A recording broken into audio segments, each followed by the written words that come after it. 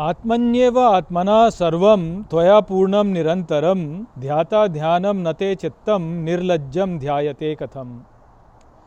नमस्कार मित्रों, ये जो श्लोक है ये अवधूत गीता के पहले अध्याय का 26वां श्लोक है, जिसे हम आज गहराई से समझेंगे।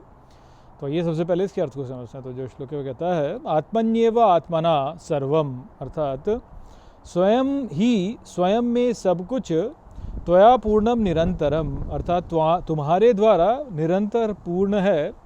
ध्याता ध्यानम नते चित्तम, अर्थात ध्याता तुम्हारे चित्त नहीं है। निर्लज्जम ध्यायते कथम, अर्थात बिना लज्जा के ध्यान कैसे होगा। तो यहाँ पर जो है दत्तात्रेय जी महाराज कहते हैं कि स्वयं ही स्वयं से सब कुछ तुम्हारे द्वारा निरंतर पूर्ण है, और ध्याता ध्यान और चित्त ये तुम्हारे हैं ही नहीं। तो फिर तुम जो है ध्यान करोगे कैसे, तुम्हारे द्वारा कैसे ध्यान होगा इस प्रकार से, तो बिना लज्जा के। तो यहाँ पे जो है 2-3 चीज़ें हैं जो कि समझने की हैं, क्योंकि जिस प्रकार से यहाँ पे बोला गया है उसका जब अनुवाद करेंगे लोग तो वो बहुत सारी जटिलताओं को जो है यहाँ पे वो खो देंगे वास्तव में। क्योंकि यहाँ पे जैसे एक तो लज्जा जो शब्द है, निर्लज्ज शब्द का उपयोग क्यों हुआ है वो एक तो हमको ये समझना है। दूसरा ये कि यहाँ पे बोला है आत्मन्येव आत्मना सर्वम त्वया पूर्ण निरंतरम, की आत्मा ही आत्मा में सब कुछ तुम्हारे द्वारा निरंतर पूर्ण है। तो आत्मा ही आत्मा में, तो स्वयं ही स्वयं में तुम्हारे द्वारा वास्तव में, तो यहाँ पे सब कुछ जो है तुम्हारे द्वारा यहाँ पे निरंतर पूर्ण है। तो ये जो है इसका भी अर्थ जो लोग जो है इसकी गहराई में नहीं उतरेंगे, इसको भी जो है लोग इसी प्रकार से बोल देंगे हाँ जी आत्मा जो है वो आत्मा ही जो है स्वयं से है, तो तुम्हारे द्वारा सब कुछ नियंत्रण है, पूर्ण तरह से निरंतर पूर्ण है वास्तव में, इस प्रकार से बोलेंगे। जबकि यहाँ पे समझने वाली जो बात होगी वो ये है कि जो तुम्हारा स्वरूप है वो जो है उसको तुम्हें यहाँ पे समझना होगा, तभी तुम समझ पाओगे। क्या है कि लोग आत्मा को लेते हैं और पहली बात तो जो है स्वयं को आत्मा से जोड़ते नहीं है, स्वयं को शरीर से जोड़ते हैं और स्वयं को अहंकार से जोड़ते हैं, और फिर बोलते हैं कि आत्मा ही आत्मा तुम्हारे द्वारा पूर्ण है, अर्थात अहंकार के द्वारा आत्मा ही आत्मा पूर्ण है। तो वो जो बात होगी वो ठीक नहीं होगी समझने में, वो तो बात उल्टी हो जाएगी वास्तव में। तो बात समझने की यहाँ पे यही है कि जो ये संपूर्ण विश्व है, ये सब कुछ जो है ये तुम्हारे द्वारा ही है, त्वया तुम्हारे द्वारा ही वास्तव में ये पूर्ण है।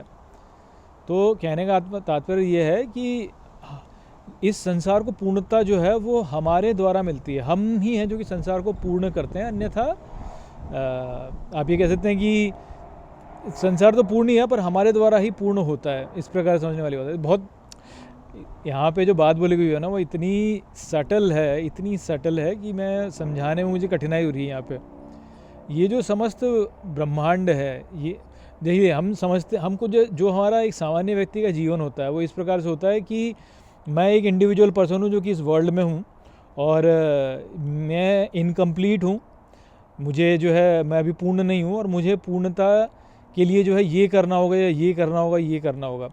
जैसे मान लीजिए कि कोई व्यक्ति जो है वो बोलता है कि मुझे जो है ब्रह्म की प्राप्ति करनी है, तो मुझे ब्रह्म की प्राप्ति करने के लिए जो है मुझे जो है अपने मन को नियंत्रित करना होगा, और मन में कोई भावना नहीं होनी चाहिए, और वो शांत भाव में जब जाऊंगा तो मैं ब्रह्म को प्राप्त कर लूँगा, तब मैं ब्रह्म होऊंगा और तब मैं पूर्ण हो जाऊँगा, अभी मैं पूर्ण नहीं हूँ।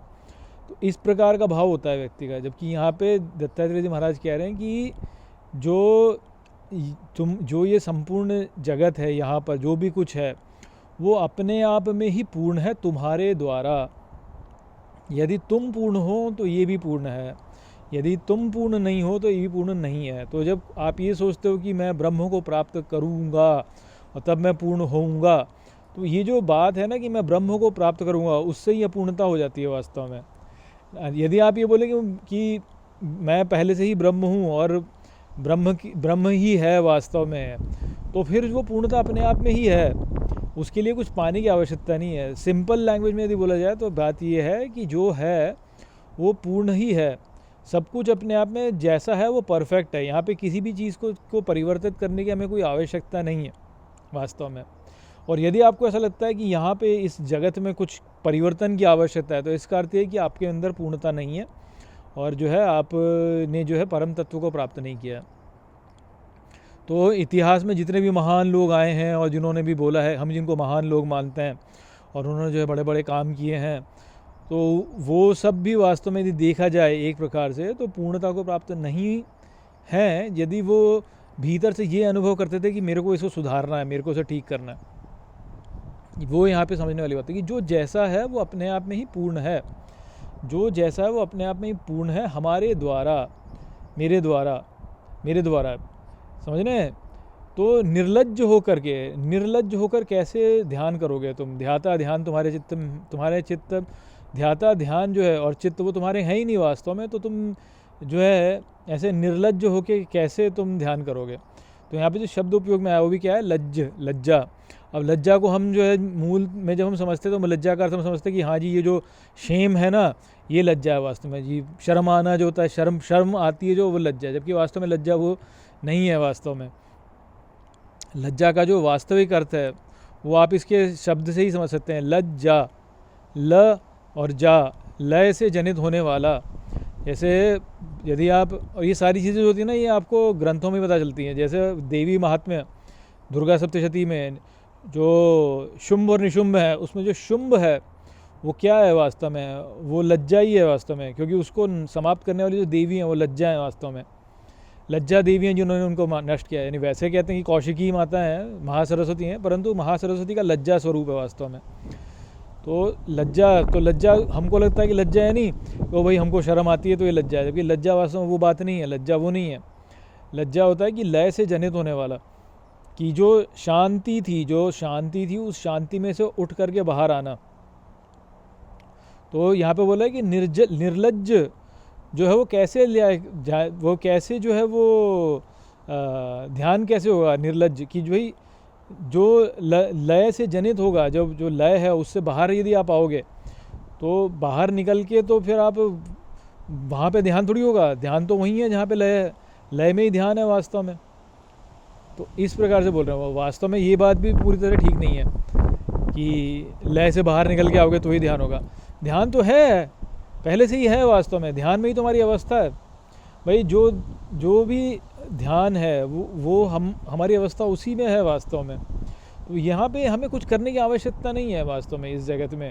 जैसे लोग कहते हैं ना कि हाँ भाई यहाँ तो हमें धर्म की स्थापना करनी है और ये ठीक नहीं है और वो ठीक नहीं है, लोग ऐसे काम करते हैं, लोग वैसे काम करते हैं, और ऐसे होगा तो ठीक हो जाएगा, वैसे होगा ठीक हो जाएगा। ऐसा कुछ नहीं है वास्तव में। जो जहाँ जैसा है वो वैसे ही ठीक है। आपके सामने जिस प्रकार की परिस्थिति आ रही है उस प्रकार से जो हो रहा है वो वैसे ही ठीक है। वो आपको कुछ परिवर्तन करने की आवश्यकता नहीं है इसमें, ये ऐसे होना चाहिए वो वैसे होना चाहिए। तो यदि हम वो करेंगे तो हम ऑलरेडी जो है अवस्था में ही हैं, क्योंकि यहाँ पर सब कुछ अपने आप में पहले से ही पूर्ण है। क्योंकि आत्मा शब्द को आप आत्मा नहीं बोला है, तो अपने आप में ही स्वयं में सब कुछ पूर्ण है यहाँ पे। और यदि हम बीच में ना अड़े तो पूर्ण ही हो जाएगा वास्तव में। वो सारी अपूर्णता क्यों होती है? क्योंकि हम बीच में आ जाते हैं कि ये ठीक नहीं है और वो ठीक नहीं है, ऐसे होना चाहिए तो बढ़िया होगा, वैसे होना चाहिए तो बढ़िया होगा, और जी जो है ये राजनेता जो है ये आ जाए तो अच्छा है, और हमको जो है इतने पैसे मिल जाए तो अच्छा है, और हमारा ध्यान लग जाए तो अच्छा है, और हमारा जो है माइंड में कोई भी थॉट ना हो तो वो अच्छा है। तो ये ऐसा होना चाहिए तो बढ़िया है, और वैसे होना चाहिए तो गलत है। जब हमारे माइंड में थॉट्स होती हैं तो ये गलत बात है, और जब हमारे माइंड में थॉट्स उत्पन्न नहीं होती हैं तो वो अच्छी बात है। तो ये हम बीच में आ गए ना, जो है वो तो है ही वैसे ही ठीक है, अपने आप में ही सब पूर्ण है, जैसे है वैसे ही पूर्ण है वो। आप बीच में क्यों आ रहे हो? बीच में आ जाते हो और गड़बड़ कर देते हो सारी। हम बीच में आके गड़बड़ कर देते हैं सारी। तो हमें बीच में आने की आवश्यकता नहीं है वास्तव में। जो जैसे चल रहा है वो अपने आप ही ठीक चलेगा, कोई इंटरफेरेंस करने की ज़रूरत नहीं है। जहाँ जो जैसे चल रहा है उसको वैसे ही चलने दो, सब अपने आप ठीक हो जाएगा वास्तव में। वो यहाँ पे जो है दत्तात्रेय जी महाराज कहना चाह रहे हैं। आशा करता हूँ कि ये जो श्लोक है ये आपको ठीक तरह समझ में आ गया होगा। चलिए इसी के साथ इस वीडियो को हम यहीं पे समाप्त करते हैं। नमस्ते।